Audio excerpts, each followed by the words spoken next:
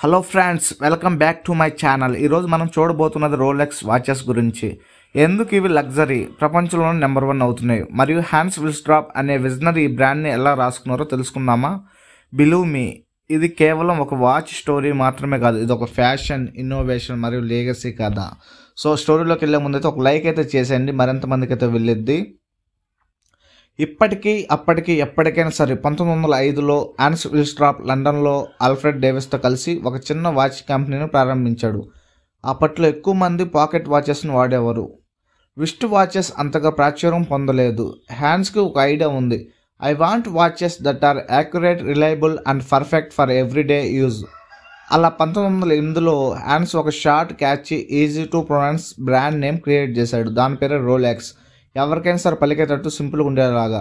It was simple, international, friendly and honestly easy to remember. 1919లో లండన్లో high taxes మరియు business restrictions కారణంగా Rolex స్విట్జర్లాండ్కి రీలొకేట్ అయింది. అప్పటి నుంచి Rolex became a true Swiss brand. Hans Wilsdorf ఛాలెంజెస్ని ఆపర్చునిటీగా మార్చాడు. Hello friends, welcome back to my channel. ఈరోజు మనం చూడబోతున్నది రోలెక్స్ వాచెస్ గురించి. ఎందుకు ఇవి లగ్జరీ ప్రపంచంలోనే నెంబర్ 1 అవుతున్నాయి మరియు హ్యాన్స్ విల్స్ట్రాప్ అనే విజనరీ ఈ బ్రాండ్ని ఎలా రాసుకున్నారో తెలుసుకుందామా? బిలీవ్ మీ, ఇది కేవలం ఒక వాచ్ స్టోరీ మాత్రమే కాదు, ఇది ఒక ఫ్యాషన్, ఇన్నోవేషన్ మరియు లీగసీ కథ. సో స్టోరీలోకి వెళ్ళే ముందైతే ఒక లైక్ అయితే చేసేయండి, మరింత మందికి అయితే వెళ్ళిద్ది. ఇప్పటికీ అప్పటికి ఎప్పటికైనా సరే 1905లో హ్యాన్స్ విల్స్ట్రాప్ లండన్లో ఆల్ఫ్రెడ్ డేవిస్తో కలిసి ఒక చిన్న వాచ్ కంపెనీని ప్రారంభించాడు. అప్పట్లో ఎక్కువ మంది పాకెట్ వాచెస్ను వాడేవారు. రిస్ట్ వాచెస్ అంతగా ప్రాచుర్యం పొందలేదు. హ్యాన్స్కి ఒక ఐడియా ఉంది. I want watches that are accurate, reliable and perfect for everyday use.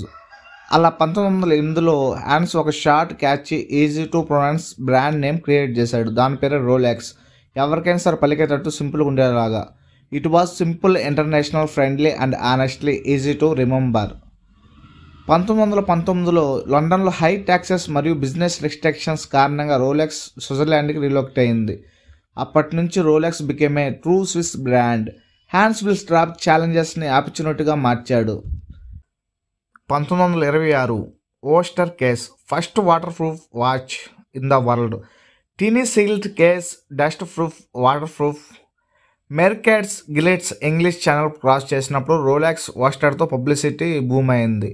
1931 perpetual rotor, automatic self winding mechanism, no need to wind daily, game changer at the time. Imagine 100 years ago ఇది huge innovation. 1953 submariner professional drivers watch waterproof, stylish. 1955 GMT master pilots, travellers కోసం 2 time zones at once. 1960 deep sea special, Mariana trench drive. Rolex survived one of the deepest dives in history. Rolex branding కూడా strong. James Bond మూవీస్లో కూడా మనం చూస్తూ ఉంటాం రోలెక్స్కి ఎంత important ఉండిద్దో. Celebrities, world leaders wear Rolex, symbol of success, prestigious. Hans Wilsdorf visionary businessman. 1945లో ఆయన తన షేర్స్ని హ్యాన్స్ విల్స్ట్రాప్ ఫౌండేషన్కి ఇచ్చాడు, అంటే రోలెక్స్ ప్రైవేట్ కంపెనీ. ప్రాఫిట్స్కి go to charity recharge.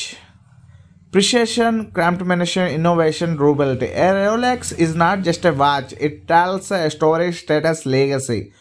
Today, Rolex is globally recognized popular models. Submariner, Daytona, G-Master, Master, Just, Dated, Explorer. Rolex is not just a watch, it's art, engineering and status combined. So that's the fascinating story of Rolex.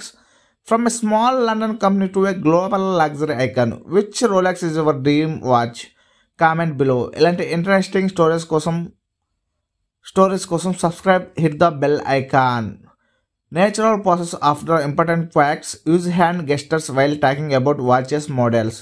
ఓవర్లే visuals, vintage photos, closeups, they wearing clips, celebrities.